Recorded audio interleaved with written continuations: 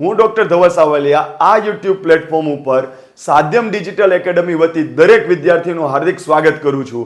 જે પણ વિદ્યાર્થી તૈયારી કરતા હોય, એ ડેપ્યુટી કલેક્ટર ડીવાયએસપીની તૈયારી કરતા હોય અથવા તો કોન્સ્ટેબલ તલાટીની તૈયારી કરતા હોય, ટોપ ટુ હાયર કોઈ પણ એક્ઝામની તૈયારી કરતા હો તો તમે અમારા પર વિશ્વાસ મૂકી શકો છો. એનું એક નજરાણું અમે આજે રજૂ કરવા જઈ રહ્યા છીએ. અમે કેવું કન્ટેન્ટ આપવાના છીએ એ તમે સ્પષ્ટ રીતે જોઈ શકો એવું આયોજન અમે કર્યું છે. અને અહીંયા હું એટલું તમને કહી શકું કે સાધ્યમ ડિજિટલ એકેડમીની તમારે જે પણ ઓળખાણ કરવી હોય, અમે ખાલી એટલું કહીએ છીએ, સાધ્યમ ડિજિટલ એકેડમી એટલે શું? શિક્ષણની રજૂઆત કરતી સ્પષ્ટ, સચોટ અને ધારદાર શૈલી એટલે કે સાધ્યમ ડિજિટલ એકેડમી.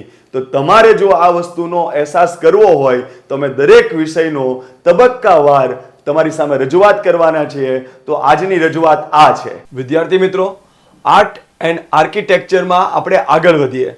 પહેલા આપણે એનું ક્લાસિફિકેશન જોઈ લીધું અને હવે આપણે હડપ્પા વિશે ડિટેલમાં ભણીએ. જનરલી હડપ્પાના તમે લેક્ચર્સ જોશો તો ઘણા બધા હશે અને તમને એમ થાય કે હડપ્પા એટલું બધું ઇમ્પોર્ટન્સ છે. તમે કોઈ પણ એક્ઝામ તમે લઈ લો, જીપીએસસીની એકદમ લોઅર લેવલની એક્ઝામ લઈ લો તો પીએસઆઈ છે, કોન્સ્ટેબલ છે, તલાટી છે, એકદમ હાયર લેવલની એક્ઝામ લઈ લો, ક્લાસ 1-2 હોય, ડીવાયએસપી ડેપ્યુટી કલેક્ટરની પોસ્ટ હોય, પીઆઈની પોસ્ટ હોય, ડીવાયએસઓની પોસ્ટ હોય, જેમાં ડિસ્ક્રિપ્ટિવ લખવાનું હોય, એમાં કોઈ દિવસ કોઈ એક્ઝામ એવી તમે નહીં જોઈ હોય કે જેમાં સિંધુ સંસ્કૃતિનું ઇતિહાસની દ્રષ્ટિએ અથવા તો સાંસ્કૃતિક વારસાની દ્રષ્ટિએ કોઈ સવાલ ના હોય પ્રિલિમ કે મેઇન્સમાં.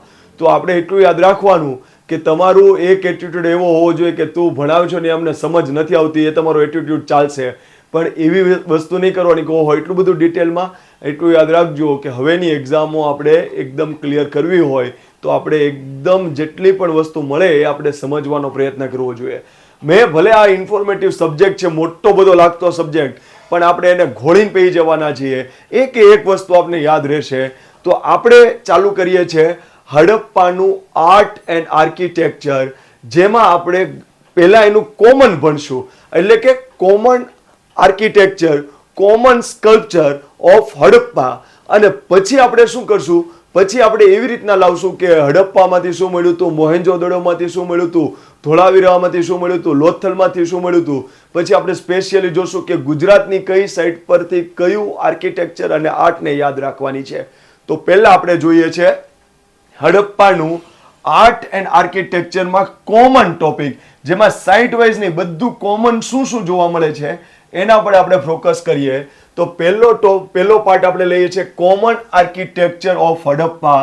આની પછી આવશે કોમન સ્કલ્પચર એટલે કે મૂર્તિ શિલ્પ કલા, કોમન સ્કલ્પચર ઓફ હડપ્પા આવશે. અને પછી શું આવશે? પછી સાઇડ વાઇઝ આવશે ભારતની પ્રખ્યાત સાઇટો અને ગુજરાતની પ્રખ્યાત સાઇટો. આપણે બને ત્યાં સુધી આને 3 થી 4 સેક્શનમાં ડિવાઈડ કરીશું અને પછી આપણે એક્ઝામને કહેશું કે આવતા રહો તમે, અમે તમારે માટે રેડી છે. એ પછી ડિસ્ક્રિપ્ટિવ હોય તોય ઠીક અને એમસીક્યુ હોય તોય ઠીક, આપણે બધામાં પહોંચી વળીશું. ઓકે, ચાલો. Common architecture of Indus valley civilisation એટલે કે સિંધુ સંસ્કૃતિનું કોમન આર્કિટેક્ચર. પહેલા તો તમને એમ થાય કે કોઈ પણ સિટી છે તો ધારો કે અમદાવાદ હોય તો એનું એક ટાઉન પ્લાનિંગ હોય, સુરત હોય તો એનું એક ટાઉન પ્લાનિંગ હોય. તો આ જે હડપ્પાના જે નગરો હતા, જેના સિટી હતા, જેમ કે હડપ્પા, મોહેન્જો-દડો, લોથલ, ધોળાવીરા, દેસલપુર, ચાંદહુદડો, કાલીબંગાન, તો આવા બધા જે સિટીઓ હતા હડપ્પાના, તો એની ટાઉન પ્લાનિંગનો આકાર કેવો હતો? તો એટલું યાદ રાખજો કે ટાઉન પ્લાનિંગનો આકાર એનો આવી રીતના હતો. અને આને આપણે લંબગોળાકાર કહીએ છીએ. ઇંગ્લિશમાં આપણે એને કેવું હોય તો રેક્ટેન્ગ્યુલર કહેવાય. રેક્ટેન્ગ્યુલર, બરાબર. તો આખી એક સવાલ તમને પૂછશે કે હડપ્પાનું જે આર્કિટેક્ચર હતું એમાં જે એને જુદી જુદા નગરો હતા, સિટી હતા, એ કેવા સ્વરૂપે હતા? તો રેક્ટેંગલ સ્વરૂપે. તો મેં અહીંયા ઇમેજ તમને મૂકી છે.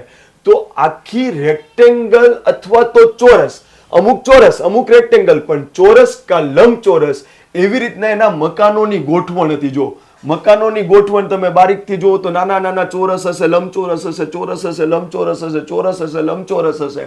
અને જો એક મકાન આવી રીતના હોય લંબચોરસ તો આપણે એને લંબચોરસ કહીએ.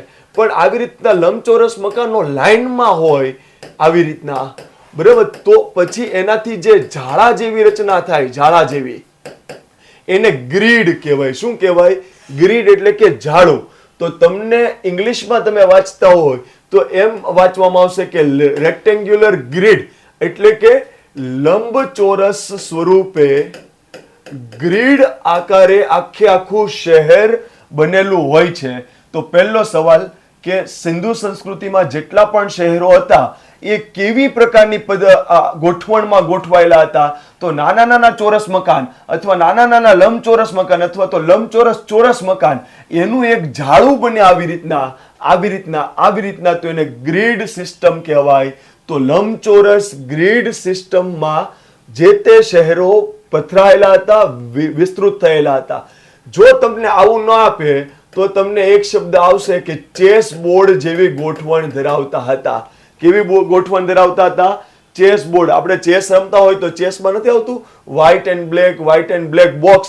તો આવી રીતના એના મકાનોની ગોઠવણ આવેલી હતી અને આવી રીતના એના શહેરો હતા.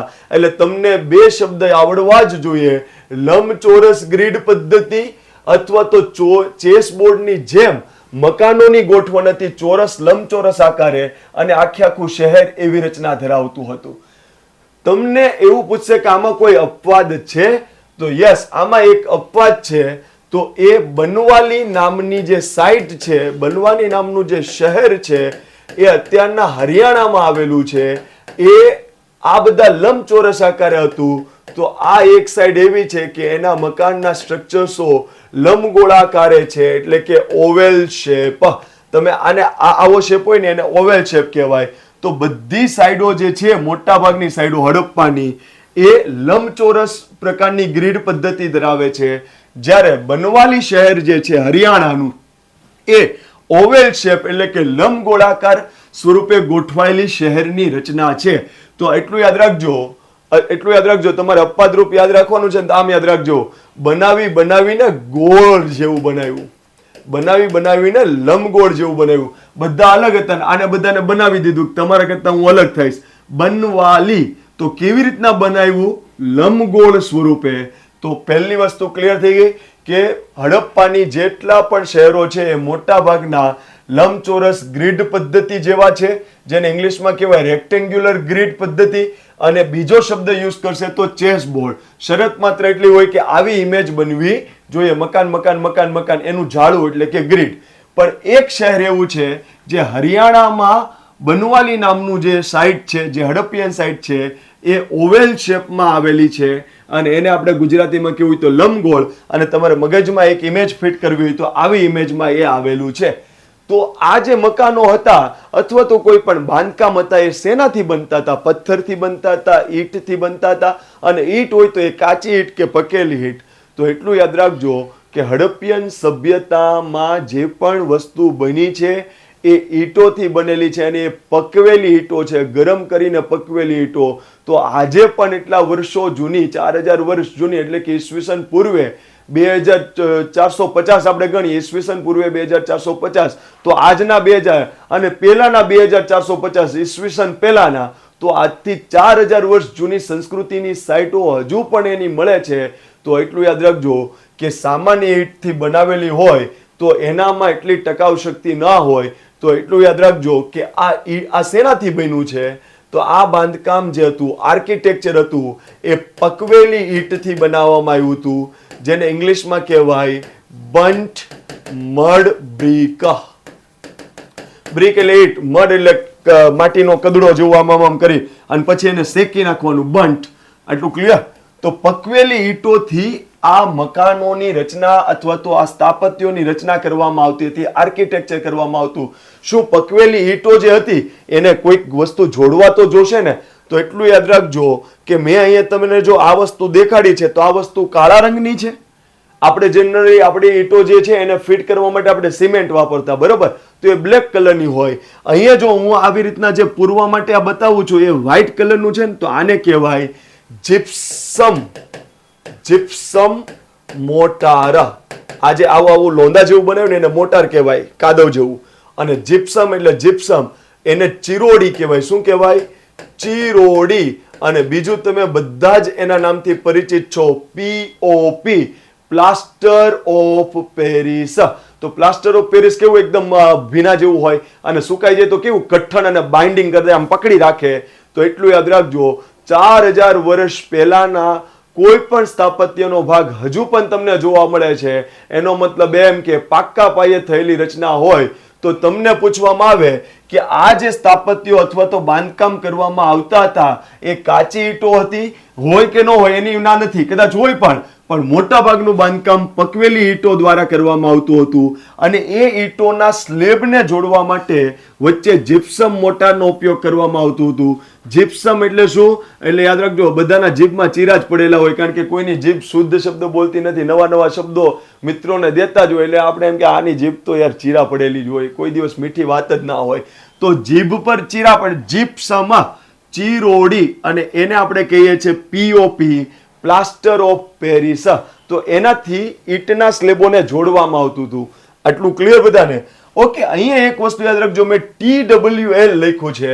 તો એક ખાસિયત છે કે હડપ્પિયન સભ્યતાની કોઈ પણ સાઇટ હોય, ધારો કે કાલીબંગાન હોય, લોથલ હોય, ધોળાવીરા હોય, હડપ્પા હોય, મોહેંજો-દડો હોય, કોટ દીજી હોય, તો આવા જેટલા પણ શહેરોના સ્થાપત્યો છે એમાં એક વસ્તુ જોવામાં આવી છે કે એની ઈંટ હોય, પકવેલી ઈંટ, એની સાઈઝનું પ્રમાણ, સાઈઝ નહીં, એની સાઈઝનું પ્રમાણ લગભગ સેમ જેવું રહે છે. એટલે કે જો આ એકના ડબલ કરું તો 2, એકના ડબલ કરું તો 2, 2 ના ડબલ કરું તો 4. એટલે શું ખબર છે? TWL. એટલે એમ કહેવામાં આવે છે કે હડપ્પિયન સભ્યતાના કોઈ પણ સ્થાપત્યની આપણે ઈંટ કાઢીશું બહાર, તો એ ઈંટ કોઈક મોટી હોય, કોઈક નાની હોય, પણ એનું પ્રમાણ કાઢવામાં આવશે તો એ 1:2:4 હશે. યાદ રાખવા માટે 1 ના બમણા 2, 2 ના બમણા 4, બની ગઈ જોરદાર ઈંટ. અને ક્યાંની? હડપ્પાની. અને હડપ્પાની ઈંટમાં તમારે એટલું યાદ રાખવાનું, T એટલે થિકનેસ, થિકનેસ એટલે જાડાઈ, W એટલે વિડ્થ એટલે પહોળાઈ, L એટલે લેન્થ એટલે લંબાઈ. એટલે શું ખબર છે? જે પણ ઈંટ આપણે હડપ્પાની સંસ્કૃતિમાંથી મળે છે એની તમે જાડાઈ જો 1 ગણતા હોય તો એની પહોળાઈ એનાથી ડબલ હોય, 2 ગણી, અને એની લંબાઈ ગણો તો એનાથી 4 ગણી હોય, 4 ગણી. આટલું ક્લિયર? તો આ એનું પ્રમાણ છે. આનો મિનિંગ શું થાય ખબર છે? જોઈ લો. જેટલા પણ હડપ્પન સભ્યતામાં મકાનો બનવામાં આવે છે, તો આ મકાનો છે અને આ એના ફરતે આવેલી દિવાલ છે. તો દિવાલમાં જે ઈંટ વપરાય છે ને, દિવાલમાં જે ઈંટ, એ 10:20:40 નું એનું માપ હોય છે. એટલે દિવાલોમાં જે ઈંટ વપરાય છે હડપ્પિયન સભ્યતાના કોઈ પણ શહેરમાં, તો એની જાડાઈ 10 સેન્ટીમીટર આપણે ગણતા હોય તો એની પહોળાઈ 20 સેન્ટીમીટર ગણવાની અને એની લંબાઈ 40 સેન્ટીમીટર ગણવાની. તો આ એની હોલની દિવાલમાં આવેલી ઈંટો છે. બરોબર? હવે ધ્યાન આપજો, મકાનમાં જે ઈંટ વાપરવામાં આવે છે, મકાનમાં ઈંટ, એની શું છે? તો એનું આમ છે.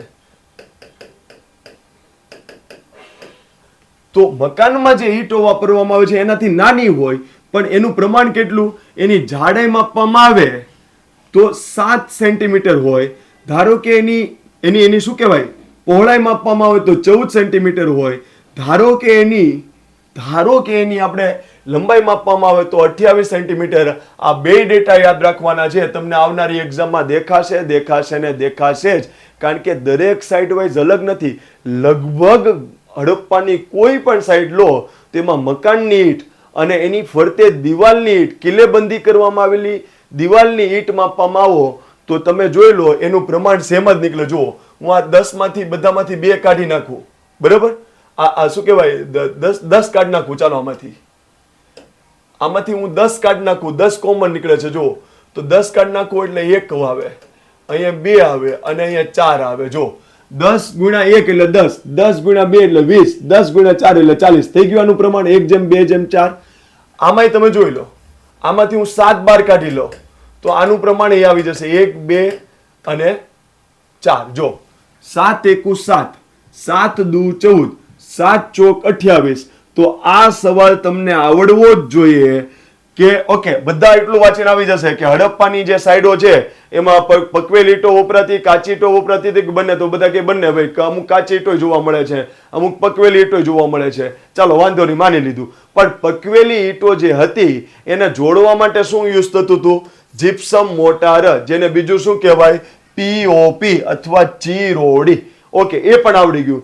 ત્રીજી વસ્તુ અઘરી પૂછશે કે મકાનોમાં ઈંટો નાની પણ વપરાતી અને એની આજુબાજુમાં જે દિવાલો હતી એમાં ઈંટો મોટી વપરાતી હતી.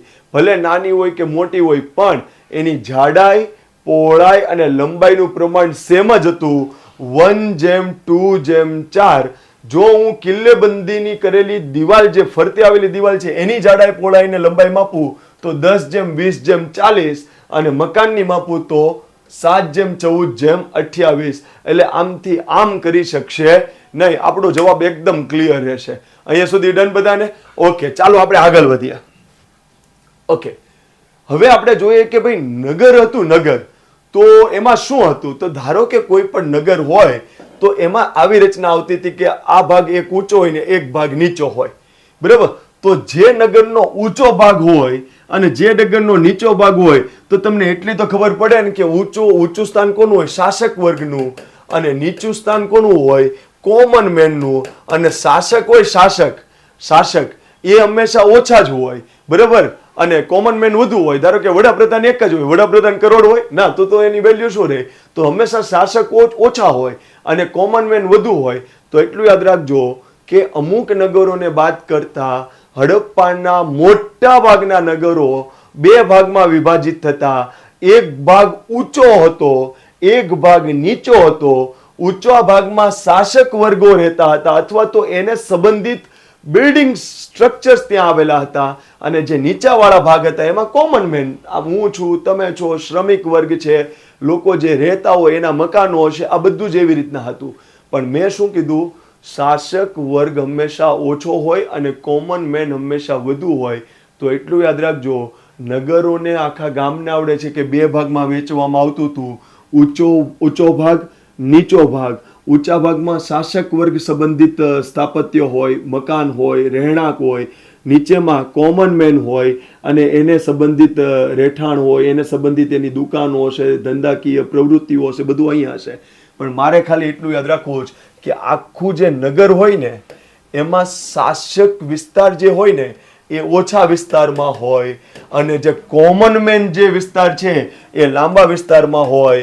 કારણ કે રાષ્ટ્રપતિ ભવન ખાલી દિલ્હીમાં હોય પણ કોમન મેન આખું ઇન્ડિયા હોય, એવી રીતના સમજ પડે ને સાહેબ? દિલ્હીમાં રાષ્ટ્રપતિ ભવન આટલું જ હોય પણ આખી કોમન મેન તો કેટલો લાંબો વિસ્તાર હોય.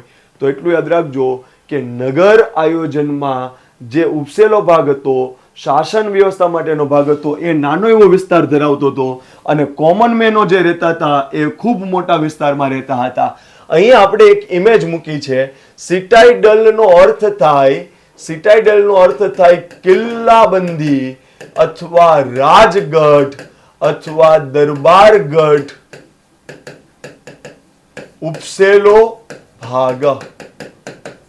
તો એટલું યાદ રાખજો કે જે નગર હતું, નગર એના બે ભાગ પડતા હતા. ધારો કે ધોળાવીરામાં અપવાદ ને એ બધી આપણે આગળ જઈને વાત કરીશું. પણ સામાન્ય રીતે હડપ્પામાં જેટલા પણ નગરીય આયોજન હતું એને બે ભાગમાં વેચવામાં આવતું હતું. એક ઊંચું સ્થાન અને એક નીચું સ્થાન. નીચું સ્થાન કોણ હતું? તો કોમન પીપલ ત્યાં રહેતા હતા, સામાન્ય વર્ગ. એ પછી મજૂર આવી ગયો, પછી ઘરેલું ડોમેસ્ટિક રહેઠાણ આવી ગયા, બધું જ આવી ગયું. તો એ જે ઉપસેલો ભાગ હતો એ જો એટલા એવા જ વિસ્તારમાં છે, જો આટલા એવા ભાગમાં જ ઉપસેલો ભાગ છે. અને આ એની આ બધું તમે જોઈ લો, જોરદાર રીતે દૂર દૂર સુધી ફેલેલું હશે.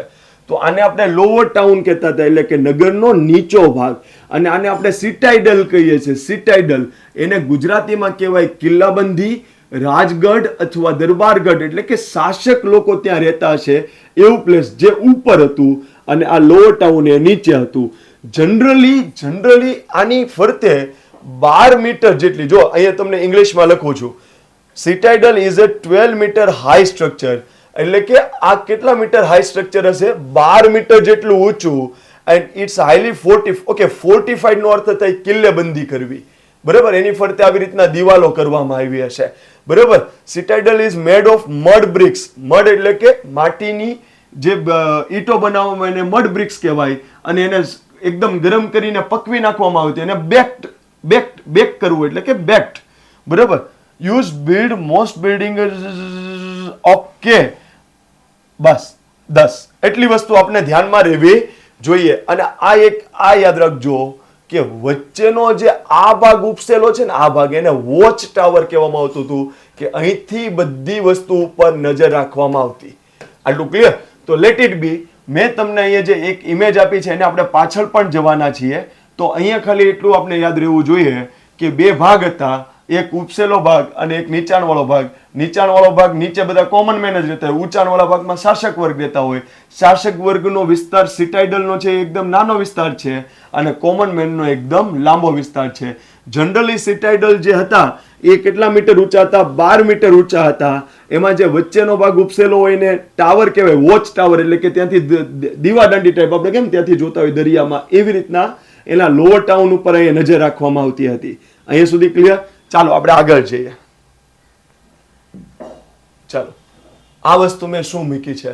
હવે આપણે સ્પેશિયલી સિટાઇડલ વિશે ભણીએ છીએ, એટલે કે નગરમાં જે ઉપસેલો ભાગ છે એ. તો હવે ધ્યાનથી સમજો. હું એમ કહું કે આ સિટાઇડલ છે, જેને આપણે ગુજરાતીમાં કહીએ છીએ દરબારગઢ, રાજગઢ અથવા તો શાસક વર્ગનું પ્લેસ કે જે કિલ્લાબંધી વાળું હોય. આ સિટાઇડલ છે ને, હંમેશા એટલું યાદ રાખજો કે આપણે અહીં એક પાટિયું બેસાડીએ છીએ કે હંમેશા શાસક વર્ગ સવારમાં ઉઠીને સૂર્યના પગે લાગશે કે હે પ્રભુ મારા રાજનું સારું કરજે. બરાબર? હે સૂર્યનારાયણ. તો સૂર્ય પૂર્વમાં ઉગે તો સૂર્યને પૂર્વમાં રાખો અને શાસકને પશ્ચિમમાં રાખો, તો આમ પગે લાગતા બતાવવાના છે. તો આ શબ્દ યાદ રહેવો જોઈએ. ઘણી વખત તમે લાંબુ વાંચી લો પછી ભૂલાઈ જવું ના જોઈએ. તમને એટલું પૂછવામાં આવશે કે સિટાઇડલ અથવા તો દરબારગઢ અથવા તો શાસક વર્ગનું સ્થળ જે તે નગર જે છે એમાં કઈ બાજુ છે? તો તમારે એટલું યાદ રાખવાનું, પશ્ચિમ બાજુ. તમને ભૂલાઈ જાય તો હિન્ટ યાદ રાખજો કે એ સૂર્યને જોશે, સૂર્યનારાયણને પગે લાગશે ને પછી શાસન વ્યવસ્થા ચલાવશે. ચાલો એ બધા કામ કરવા માંડો. તો સૂર્યનારાયણને સવારમાં ઉઠીને પગે લાગવું હોય તો સૂર્ય પૂર્વમાં હોય તો આપણે પશ્ચિમમાં રહેવાનું. તો શાસક વર્ગ જે તે નગર આયોજનમાં કઈ બાજુ રહેતા હતા? પશ્ચિમ બાજુ. આટલું ક્લિયર? એ નીચાણવાળો ભાગ હતો સિટાઇડલ નહીં, ઉપસેલો ભાગ, જે જનરલી કેટલો હોય? 12 મીટર જેટલો ઉપસેલો ભાગ. અહીંથી 12 મીટર જેટલો આપણે ઉપસેલો ભાગ ગણીશું. ઓકે. એમાં શું હતું ભાઈ? વોચ ટાવર આવેલો હતો કે જેનાથી દેખભાળ પણ રાખી શકાય લોઅર ટાઉનની. આટલું ક્લિયર? હવે મારે એમ કેમ કહેવું જોઈએ કે આ શાસક વર્ગ હશે? તો જો જનરલી કોઈ પણ મકાન હોય તો ત્યાં આગળ એનું કોમન વસ્તુ હોય કે ભાઈ આ મારો કૂવો છે, આ મારું બાથરૂમ છે, આ મારી ગટર છે, આ મારું ફલાણું છે, આ મારું પૂછડું છે. પણ જ્યારે કોઈ શાસક વર્ગ હોય તો એની પાસે આખી પ્રજાની વાત કરવામાં આવે તો એટલું યાદ રાખજો કે આખા હડપ્પાના આર્કિટેક્ચરમાં 3 પ્રકારના સ્થાપત્ય આવશે. 3 પ્રકારના સ્થાપત્ય. એક, જાહેર બાંધકામ. મુખ્ય રીતે કેવું હોય તો જાહેર બાંધકામ. બીજી વસ્તુ ખાનગી બાંધકામ, એટલે કે પ્રાઇવેટ બિલ્ડિંગ, પબ્લિક બિલ્ડિંગ. અને ત્રીજી વસ્તુ જાહેર સ્નાનાગાર. આ 3 બિલ્ડિંગ એ જોરદાર રીતે આખા હડપ્પાના આર્કિટેક્ચરમાં આવેલા હોય.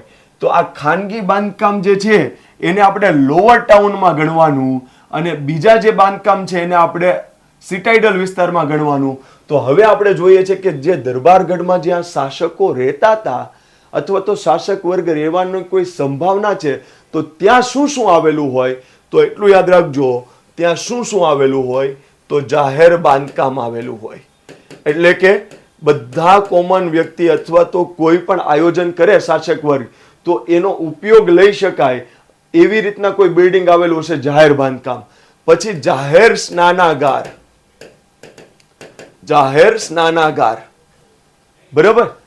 પછી જાહેર સ્નાનાગાર, જાહેર અન્નના કોઠારો.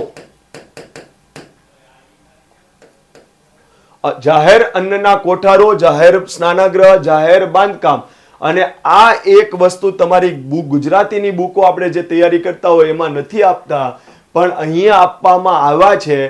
તો એ ખાસ યાદ રાખજો, વર્કશોપ, રાજ વ્યવસ્થા શાસક વ્યવસ્થા માટેના વર્કશોપ. એટલે શું? શાસક વ્યવસ્થા કોઈ પણ વસ્તુ ચલાવતું હશે તો એમાં કોઈ પણ રિપેરિંગ કામ હોય તો એનું આખું એક ડિપાર્ટમેન્ટ હશે, વર્કશોપ. ધારો કે મહાભારત આપણે ગણીએ તો રથ ને એવું બધું રાજા રાખતા હશે, તો રાજા કઈ એનો રથનો રિપેર કરવા માટે રાજા પોતે બહાર નહીં જાય કે કિલ્લામાંથી રાજગઢમાંથી જાય, એને પોતાની જરૂરિયાતમાં જે પણ સમારકામ કરાવવાનું એને એક ડિપાર્ટમેન્ટો હશે.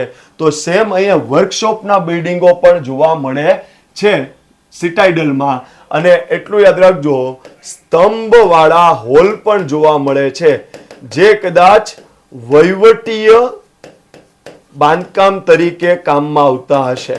તો પહેલી વસ્તુ કે શાસક વર્ગ જ્યાં બેસે છે એને સિટાઇડલ કહેવાય, જે તે નગરની પશ્ચિમ બાજુ હોય છે. એ ઉપસેલો ભાગ છે. કેટલો ઉપસેલો ભાગ? તો 12 મીટર જેટલો. ઓકે, એમાં વચ્ચે જે ક્યાંક ભાગ જોવા મળે છે એને શું કહેવાય? Watch tower. તો એનાથી શું થાય? આજુબાજુના જે લોઅર ટાઉન, નીચલા ભાગમાં જે લોકો કામ કરે છે એના પર નજર રહે. ઓકે, તો આની અંદર કેવી વસ્તુ આવતી હતી? તો આની અંદર જાહેર બાંધકામ આવે, જાહેર સ્નાનાગૃહ આવે, જાહેર અન્નના કોઠાર આવે, અને મોસ્ટ ઇમ્પોર્ટન્ટ જે ગુજરાતી બુકો નહીં પણ સેન્ટ્રલ બુકો જે હોય સારામાં સારી, જેમ કે નીતિન સિંઘાનિયા અને જેનો હું ફોલો કરું છું, કોપી ટુ કોપી, મને કોઈ સંકોચ નથી. તો એ વર્કશોપ જે છે એ વર્કશોપમાં એ શાસક વર્ગની કોઈ પણ વસ્તુ હશે એને રિપેરિંગ કામ, એનું મેનેજમેન્ટ, એનું મેન્ટેનન્સ કરવું, એ બધી જ વસ્તુ અહીંયા થતી હશે. એટલે સુધી ક્લિયર બધાને? Okay, done. હવે ખાલી એમાંથી થોડી વસ્તુનો ખ્યાલ આપણે લઈએ. થોડી વસ્તુનો ખ્યાલ લઈજો. એમાં જાહેર સ્નાનાગાર ઉપર આપણે જઈએ તો એટલું યાદ રાખજો, હડપ્પાના જેટલા પણ શહેરો છે સારા મોટા મોહેન્જો-દડો, હડપ્પા, ત્યાં આગળ ક્યાંક ને ક્યાંક જાહેર સ્નાનાગૃહ જોવા મળે છે. જેમ કે હડપ્પામાં નાનું હોય તો આપણે એમ સમજીએ કે મોહેન્જો-દડોમાં મોટું હતું સ્નાનાગૃહ, મોહી ગયા એવું. બરાબર, હું એક પાટિયું તમને બેસાડવાનો છું, પણ સમય આવશે ત્યારે. અત્યારમાં ખાલી સિમ્પલ જુઓ કે જાહેર સ્નાનાગૃહ કેવું હતું કે અહીંયા લોકો નાતા હોય તો અહીંયાથી સીડી જેવો ભાગ આવે કે ઉતરીને તમે નીચે આવી શકો. પછી ફરતે આવી ગેલેરી હોય અને ફરતે આવા રૂમની વ્યવસ્થાઓ પણ હોય. તો તમને એટલું યાદ રાખજો કે હડપ્પામાં મોટા ભાગની સાઈડોમાં જાહેર સ્નાનાગૃહો નાની અથવા તો મોટી સાઈઝમાં જોવા મળે છે.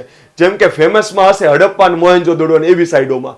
તો ત્યાં જે જાહેર સ્નાનાગૃહ જોવા મળે છે, તો હવે સ્નાનાગાર ઘરે હોય ને તો એમ સમજાય કે અમે ભાઈ મેલા ના લાગે ને તમે ડેઈલી નાહી લઈએ છે.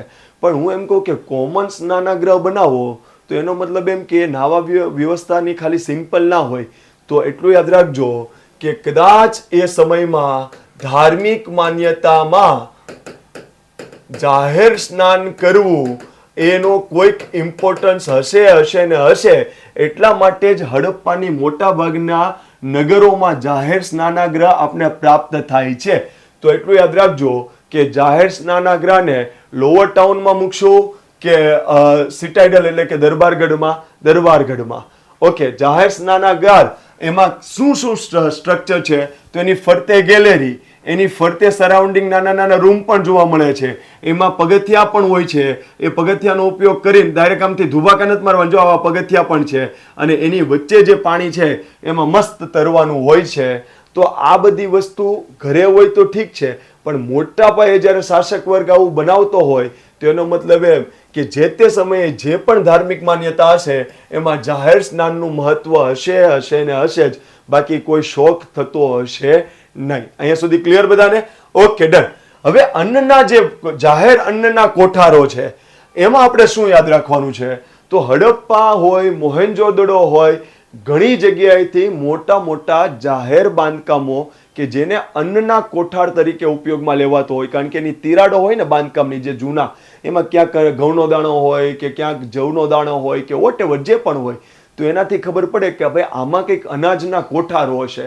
તો આવા જાહેર અનાજના કોઠારો હડપ્પાના મોટા ભાગના નગરોમાંથી મળે છે. તો એનું શું આપણે ફેક્ટ્સ યાદ રાખવાના છે? તો જ્યારે મોહેન્જો-દડો ને હડપ્પા ભણશું ત્યારે આપણે ભણશું જ કે 6 લાઈનો હતા ને શું હતા ને કેટલા હતા ને એ બધું જ ભણશું. પણ અત્યારમાં આપણે કોમન આર્કિટેક્ચર ભણીએ છીએ.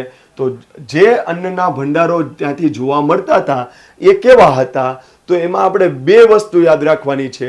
એક તો એ ઉચકાયેલા પ્લેટફોર્મ ઉપર હતા. ઉચકાયેલા પ્લેટફોર્મ ઉપર બનાવવામાં આવતા હતા. બીજું સ્ટ્રેટેજિક એર ડક્ટ મૂકવામાં આવતી હતી. ડક્ટ એટલે કે વાહિકા એટલે કે નળીઓ. તો આવું શું કામ કરવામાં આવતું હતું? તો અત્યારમાં મને યાદ રાખો કે 21મી સદીમાં અત્યારમાં અનાજોને સંગ્રહ કરવામાં આવે તેમાં દવાઓ નાખવી પડે. એને સાચવવા માટે તમારા મમ્મીને પૂછો તો તમને ખબર પડે કે આપણે ખાલી તૈયાર રોટલી જ આવે, પણ એ રોટલી બનાવતા પહેલા ઘઉંને સાચવવા માટે દવાઓ મૂકવી, ફલાણું મૂકવું, સાચવવું પડે. કેમ?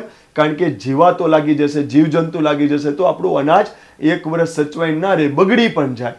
તો આજથી 4000 વર્ષ પહેલા, હવે 4000 વર્ષ પહેલા એટલે પછી એમ નહીં કે સાહેબ અમે તો ઈસવીસન પૂર્વે 2450 વાંચીએ છીએ, તો એ 4000 જ થયું ને.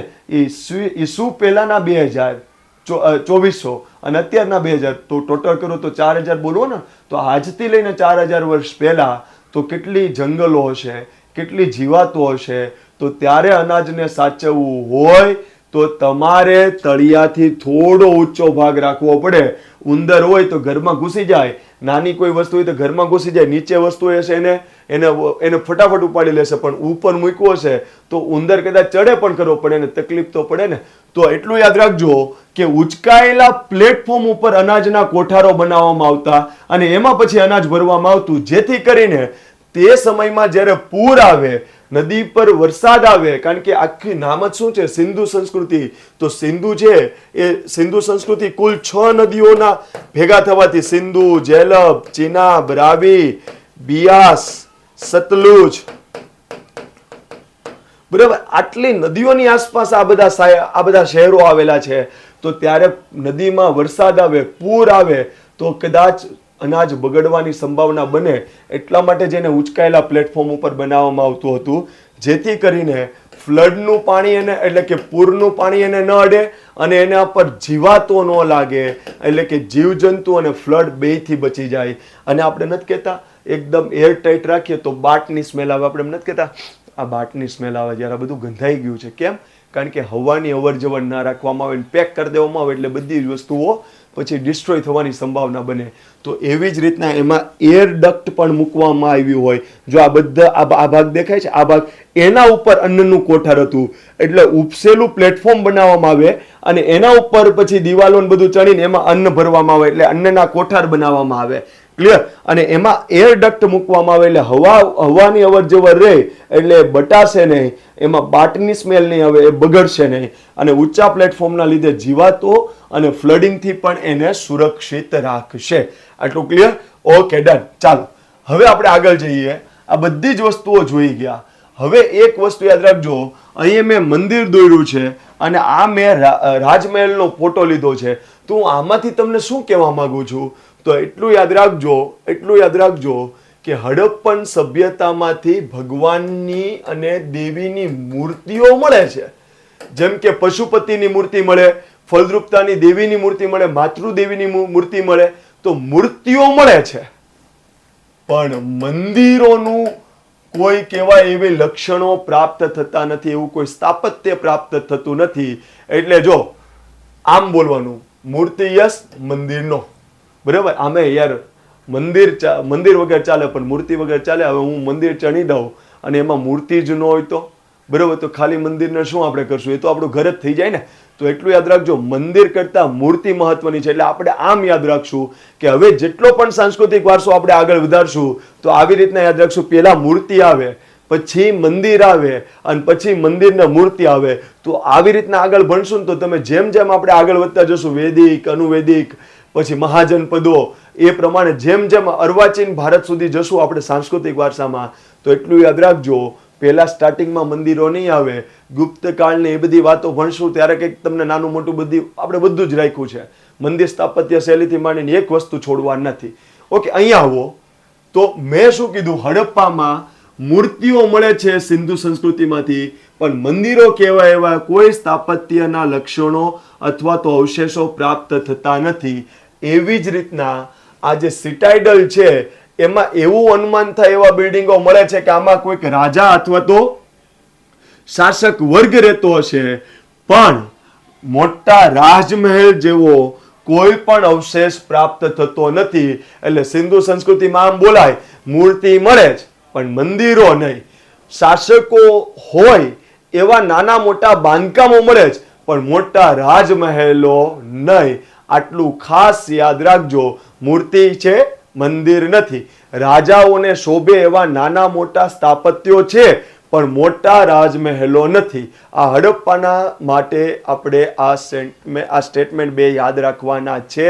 અને એ પણ સ્ટેટમેન્ટ યાદ રાખી લો કે હડપ્પાને સમકાલીન જે સંસ્કૃતિ હતી, સમકાલીન હડપ્પાને, એમાં ઇજિપ્ત,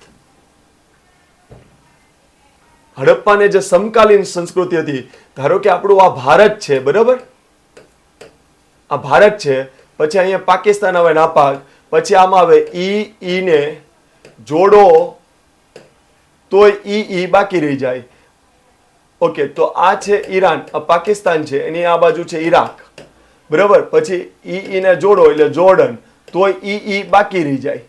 ઈ ને જોડો તોય ઈ બાકી રહી જાય. ઈરાનની પછી આવે ઈરાક, ઈરાકની પછી આવે જોર્ડન, જોર્ડનની આ બાજુ આવે ઇઝરાયલ, અને ઇઝરાયલની આ બાજુ આવે ઇજિપ્ત, બરાબર. પણ ઇજિપ્ત આમ આવી જાય એટલે ઇજિપ્ત ને ઈરાક બે આમ નજીક નજીક જ તમને લાગશે, કારણ કે આવી રીતના શેપ આવી જશે.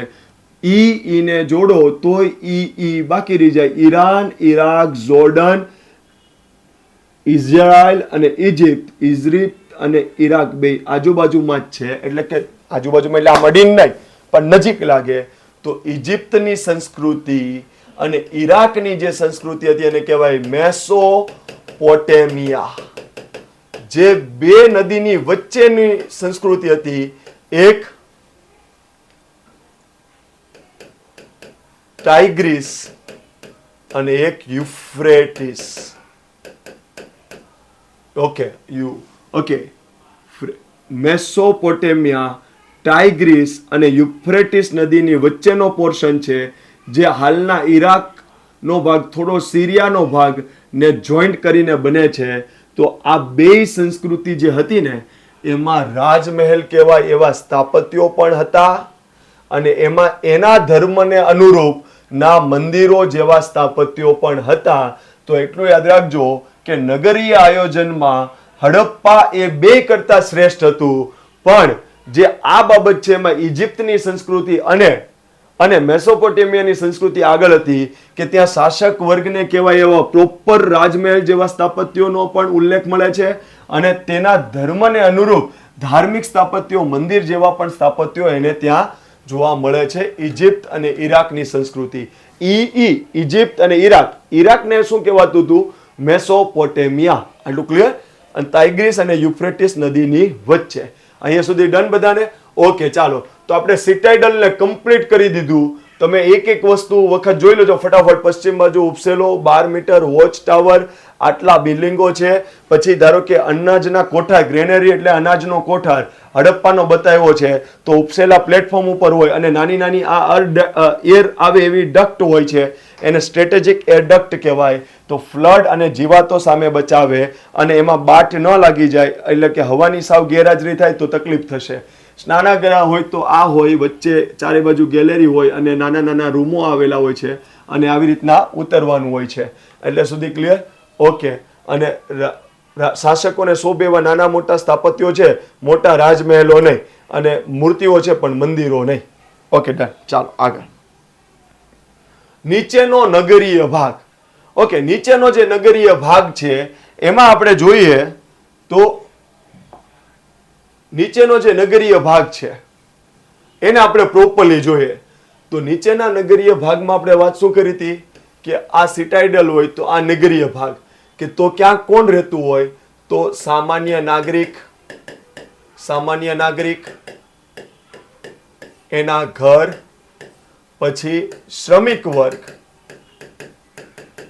એના ઘર અને એનો રોજગારના જે પણ બિલ્ડિંગો એ. આ બધું નાના એવા એટલે કે નીચે આવેલા નગરમાં આવું વસ્તુ આવેલી છે. હવે આપણે જોઈએ કે આમાં આપણે શું સમજવાનું છે કે સાંભળજો, સિંધુ સંસ્કૃતિમાં જે સાઇટો મળે છે એમાં આવું પણ જોવા મળે છે કે એક રૂમ વાળું મકાન પણ મળે છે અને વધુ રૂમ વાળા મકાન પણ મળે છે. એક રૂમ વાળું મકાન પણ મળે છે અને વધુ રૂમ વાળા મકાન પણ મળે છે. જનરલી એક રૂમ વાળો મકાન જે છે એ લેબર વર્ગ એટલે કે શ્રમિક વર્ગનું હોવાની સંભાવના બને છે. અને એટલું યાદ રાખજો કે એક રૂમ વાળા મકાનો પણ છે, બે રૂમ વાળા મકાનો પણ છે, એક માળ વાળું મકાન પણ છે અને વધુ માળ વાળું મકાન પણ છે. તમને એમ થાય કે તું એવું કઈ રીતના કહી શકે કે વધુ માળ અથવા તો બે માળના અથવા તો બે થી વધુ માળના પણ મકાનો હોઈ શકે? તો હું એવી રીતના કહી શકું કે આપણી પાસે જે આ પિક્ચર્સ છે હડપ્પીય સંસ્કૃતિના, તો એમાં તમે જુઓ કે આ નીચેનો માળ છે કે જ્યાં આગળ અહીંયા રસોડું બસોડું જે પણ ગણતા હોય એ બધું હશે. પછી પાછું તમે સ્ટેરકેસ ચડીને તમે જાઓ તો અહીંથી ઉપર પણ તમારું કોઈ પણ નાનું મોટું મકાનની રચનાઓ આવશે.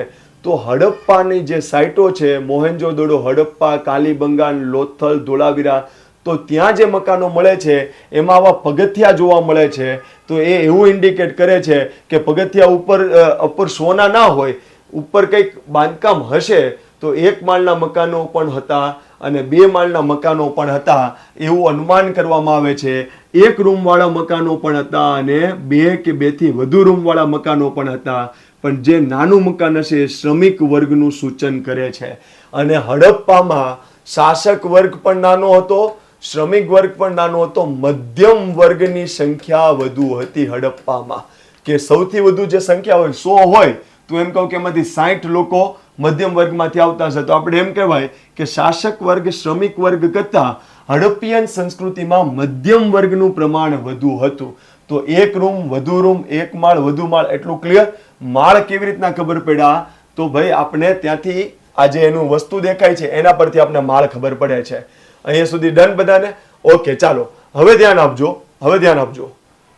મકાન જે છે ને, મકાન એમાં એટલી વસ્તુ યાદ રાખજો કે તમારે મકાન બનાવવું હોય તો તમે આપણે એમ કહીએ કે સાહેબ મારે બાથરૂમ જોશે, બરાબર? આપણે કહેતા હોય, પેલું મૂવી નથી આવતું કે ઘરમાં વોશરૂમ હોય તો કે ભાઈ અમે મેરેજ નહીં કરીએ. મોદી સાહેબે જે મુહિમ પણ ચલાવ્યું, ઓપન ડિફેક્શન ફ્રી, બરાબર? એ પછી હવે મારું કંઈક ઇંગ્લિશ થોડું નબળું પણ હોય, પણ ખુલ્લામાં શૌચાલય મુક્ત ભારત બનાવવાની જે વાત કરી તો એમાં કોઈ સંકોચની લાગણી નથી અનુભવવાની. આપણું ભારત સ્વચ્છ હશે તો વિદેશ અને આપણે પોતાને ફરવામાં મજા આવશે કે ભાઈ નહીં આપણું ભારત ચોખ્ખું છે. પણ આજુબાજુમાં ગંદકી હોય તો શું થાય, બરાબર? અને મને જે પણ યુવાન જોવો છો, તમે પાનની પિચકારીઓ મારતા હોય, આપણા કોમન બિલ્ડિંગો આપણે બગાડી નાખતા હોય અને પછી કે સાલું ઇન્ડિયા બહુ ખરાબ છે, યુરોપ બહુ સારું છે, વિદેશો બહુ સારા છે. તો યાર બગાડવા વાળા આપણે છીએ ને. આપણે આપણા ઘરને બગાડીએ છીએ, આપણે આપણા બિલ્ડિંગોને બગાડીએ છીએ. ક્લિયર? વોટ એવર જે પણ હોય, પણ આપણા કરતા હોશિયાર અને સ્વચ્છતામાં હડપ્પાના લોકો હતા. બાથરૂમ પણ હતા અને ગટર વ્યવસ્થા પણ હતી અને કુવાઓ પણ હતા, બરોબર? હવે આ બધી વસ્તુ કઈ સિમ્પલ કરવાથી કઈ થોડું આપણે પાસ થઈ જવાના છે કે બાથરૂમ તો મને ખબર હતી બાથરૂમ હતી. તો હવે એને યાદ રાખજો કે આ બાથરૂમમાં તમારે બે વસ્તુ યાદ રાખજો. તમારા કોમન ઘરે બાથરૂમ હોય તો એમાં આપણે ખબર હોય કે થોડા સમય પછી એમાં સતત પાણી બધું આપણે વોશરૂમ સાફ કરતા હોય તો દિવાલોમાં ભેજ લાગી જતો એટલે કલર પડે અથવા તો ભીનાશ પકડે. તો આપણે ત્યાં જે હાઈફાઈ મકાન હોય તો આપણે જે બાથરૂમની જે દિવાલ હોય ને એમાં ટાઇલ્સો લગાવેલી હોય જેથી કરીને પાણી એને લાગે નહીં અને બાથરૂમ છે એ ગંદુ ન થાય, બગડી ના જાય, ભેજ લાગીને એમાંથી કલર ના પડવા મળે. તો એટલું યાદ રાખજો કે એ સમયના બાથરૂમ હતા એમાં પણ ટાઇલ્સો ફિટ કરવામાં આવેલી હતી દિવાલોમાં, બાથરૂમની દિવાલોમાં, અને વેલ વેન્ટિલેટેડ બાથરૂમ હતા. વેન્ટિલેટેડ બાથરૂમ એટલે કે એમાં હવાની અવર જવર કરવા દે એવી વસ્તુ એને વેન્ટિલેટેડ કહેવાય. જો વેન્ટિલેશન ન કરવામાં આવે તો બાયોગેસ પ્લાન્ટમાં તમે જે જોવો છો તમારા ઘરના વોશરૂમમાં થાય ગંદકી, ગંધ, સ્મેલ, બરાબર, અરુચિ, આવું બધું થાય. તો તો ત્યારના જે બાથરૂમ હતા એ ફૂલ્લી વેન્ટિલેટેડ હતા અને એમાં ટાઇલ્સો ફિટ કરેલા હતા. આ બે કેરેક્ટરિસ્ટિક યાદ રહેવા જોઈએ. અને મોટા ભાગના મકાનોમાં બાથરૂમ જેવું સ્ટ્રક્ચર જોવા મળતું હતું. એટલે સ્વચ્છતા અને હાઇજીન બાબતે, તંદુરસ્ત બાબતે એ લોકો આપણી જેટલા જ આગળ હતા. અને સમય પ્રમાણે કેવું હોય તો આપણા કરતાં પણ આગળ કહેવાય એની સમકાલીન સંસ્કૃતિથી. આટલું ક્લિયર. ગટર વ્યવસ્થા, ગટર વ્યવસ્થાની આગળ શબ્દ લાગવો જોઈએ એડવાન્સ. કારણ કે આજે જેટલી એડવાન્સ ગટર વ્યવસ્થા તમે ગણો છો એટલી જ એડવાન્સ ગટર વ્યવસ્થા એ જે તે સમયની હતી. જે તે સમયની હતી. કેમ એડવાન્સ વ્યવસ્થા, કેમ ગટર વ્યવસ્થા? તો એને સમકાલીન ઇજિપ્તની સંસ્કૃતિ ગણો કે મેસોપોટેમિયાની સંસ્કૃતિ ગણો કે આનું એ કોઈ પણ સંસ્કૃતિ સમકાલીન અથવા તો એની નજીકની સંસ્કૃતિ, એમાં ક્યાંય આવી ગટર વ્યવસ્થા જોરદાર જોવા મળતી નથી. જોરદાર મળતી હશે પણ જોરદાર નહીં, એડવાન્સ નહીં. એવી અહીંયા એડવાન્સ જોવા મળતી હતી. તમને એમ થાય કે તમે અહીંયા શું એડવાન્સ સાહેબ ગણો છો? તો અહીંયા એડવાન્સ ગટર વ્યવસ્થા એટલા માટે કહેવાતી હતી કે આમાંથી જે પણ મકાન હોય, મકાન ધારો કે અહીંયા મકાન હોય, મકાન આમે ગટર વ્યવસ્થા છે. આ ગટર વ્યવસ્થા મકાનમાંથી જે પણ પાણી હોય, ગંદુ પાણી એને લઈને આવે. એટલે નાની ગટર હોય એ પાણી લઈને આવે એ મોટી ગટરમાં નાખે. આ મોટી ગટર એ જે તે લોકો રહેતા હોય ત્યાંથી પાણીને, ગંદુ પાણીને દૂર લઈ જાય. અને એ રસ્તાના, આ રસ્તા હોય તો રસ્તાને પેરેલલ ગટર ચાલે અને સિટીની બહાર, નગરની બહાર એક જગ્યાએ વ્યવસ્થા કરી હશે ત્યાં આગળ ગંદકી કાઢી નાખશે. તો એટલું યાદ રાખજો કે તેની ગટર વ્યવસ્થા કેવી હતી. તો એની ગટર વ્યવસ્થા એવી હતી કે મકાનમાંથી નાની ગટર નીકળે, નાની ગટર મોટી ગટરને મળે, મોટી ગટર રસ્તાને પેરેલલ ચાલે અને જે પણ નગરીય આયોજન હોય એનાથી બહાર એનો નિકાલ કરી દે. આ એ લોકોની ગટર વ્યવસ્થા હતી. તો ગટર વ્યવસ્થા શેનાથી બનાવવામાં આવતી હતી? તો ગટર વ્યવસ્થામાં કઈ કઈ વસ્તુ વાપરતા હતા? તો જે સફેદ સફેદ છે બે, ચૂનો અને ચીરોડી એટલે કે જીપ્સમ. સફેદ સફેદ બે, ચૂનો અને ચીરોડી. અને પકવેલી ઈંટ, બ્રિક્સ. કારણ કે આ જે ગટર તમને દેખાય છે ને, આ ગટર, બરાબર, આ ગટર જે છે, આ ગટર છે એ ખુલ્લી રાખવામાં આવતી અને એને ઢાંકવામાં પણ રાખવામાં આવતી. પણ ઢાંકવામાં ફિક્સ ઢાંકી ન દેતા કે ઉપર સિમેન્ટ નાખીને ચણી દેતા હતા, એમ નહીં. એને એને બ્રિક્સનું બનેલું એક સ્લેબ બનાવવામાં આવે. એટલે ધારો કે ઈંટો ભેગી ભેગી કરીને હું આવું એક સ્લેબ બનાવું અને આ સ્લેબનું બનેલું ઢાંકણું ને હું અહીંયા મૂકી દઉં આવી રીતના. તો મને ખાલી કહો કે ગટર ઢકાયેલી હતી. કેમ? કારણ કે તમે ત્યાંથી પસાર થાવ તો ગંદુ તમને દેખાય. તો એવું નહોતું, એને ઢાંકેલી હતી પણ પરમેનન્ટ ઢાંકી દીધી હતી નહીં. લૂઝ શબ્દ આવવો જોઈએ. લૂઝ રીતે ઢાંકવામાં આવતી હતી. એટલે શું? તો એ લોકો સમયે સમયે ગટરમાં ક્યારેક ચોકઅપ થાય તો આ સ્લેબ હટાવીને ફાટ દેખાનું એને ક્લીન કરી નાખશે. એટલે એટલું યાદ રાખજો કે ત્યારે પાણી ગટર પુરવઠા જેવો કોઈક વિભાગ હશે કે જે આ કામ કરતું હશે. કેમ? કારણ કે ખાલી ગટરો જ નહોતી, એના પર સ્લેબ હતા. એટલે કે ઢાંકી દીધી એટલે કોઈને એમ ન લાગે ગંદુ કે આ ગંદુ પાણી જાય છે. એટલે એસ્થેટિક પણ લાગે, એટલે કે દેખાવમાં સારું લાગે. બીજી વસ્તુ, જ્યારે ચોકઅપ થાય ત્યારે પેલો સ્લેબ છે એ સિમેન્ટથી ન ચણ્યો હોય, લૂઝ હોય, ઈંટનો બનેલો સ્લેબ, એને લઈ લીધું એટલે ત્યાં જઈને મેન્ટેન કરી નાખશે કે ભાઈ કેમ ગટર અટકી, ચાલો નીકળો. બરાબર. તો આ રીતની એની વ્યવસ્થા હતી. તો ફટાફટ સવાલ, ગટર વ્યવસ્થા કેવી હતી? નાની ગટર મોટી ગટરને મળે. મોટી ગટર કોને સમાંતર ચાલે? રોડ રસ્તાને સમાંતર ગટર ચાલશે અને નગરની બહાર એ પાણીને ફેંકી દેશે. શું આ ગટર પેક ઉપરથી ઢકાયેલી હતી? ઢકાયેલી હતી. પરમેનન્ટ ઢકાયેલી હતી? નહીં, લૂઝ. અને એ શેનાથી બનેલી? બ્રિક્સ એટલે ઈંટનો બનેલો સ્લેબ ઢાંકી દેવામાં આવતો હતો. એટલું ક્લિયર બધાને? અને એમાં કયું મટીરિયલ વપરાતું હતું એ આખી બનાવવા માટે? ચૂનો, ચીરોડી અને બ્રિક્સ. અહીંયા સુધી ક્લિયર બધાને? અને એટલું યાદ રાખજો કે ગટરમાં થોડા અંતરે ખાળ કુંડી કરવામાં આવતી હતી. ખાળ કુંડી આપણે નથી કહેતા ખાળકું એટલે બધું ભેગું થાય અને પછી ત્યાંથી આમ જાય. એને સેસ પીટ કહેવાય ઇંગ્લિશમાં. આટલું ક્લિયર બધાને? ડન. ચાલો, ગટર વ્યવસ્થા. કૂવો. ઘણા ઘરોમાં પર્સનલ કૂવાઓ જોવા મળે છે. એટલે તમે જુઓ કે પોતાની પાણીની વ્યવસ્થા, પોતાનું બાથરૂમ, પોતાની ગટર વ્યવસ્થા અને વેલ પ્લાન્ડ મકાન.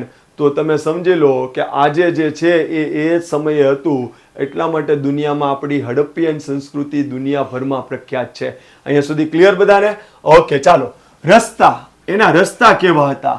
તો એ લોકોના જે રસ્તા હતા એ હંમેશા સીધા જ રહેતા અને એકબીજાને કાટખૂણે જ છેદતા, આડા સવડા હતા નહીં. એટલે કા ઉત્તર દક્ષિણનો રસ્તો અને પૂર્વ પશ્ચિમનો રસ્તો. તો હંમેશા એટલું યાદ રાખજો કે હડપ્પિયન સભ્યતાના રસ્તા આડા સવડા હતા કે સીધા રસ્તા હતા. એટલે કે આપણા ગાંધીનગર જેવું, ગાંધીનગરમાં કોઈ પણ વ્યક્તિ ભૂલો પડે એટલે શું કે ભાઈ તું આમ સીધે સીધો જવા દે, એટલે આપણે જોતા જશું ક વિભાગ કે ખ, ચ, છ, ઢ, ડ, એ એટલે કે ત્યાં અટવાવ નહીં, કારણ કે તમારો એક ને એક રસ્તો ગમે ત્યાં સીધો જ નીકળતો હશે.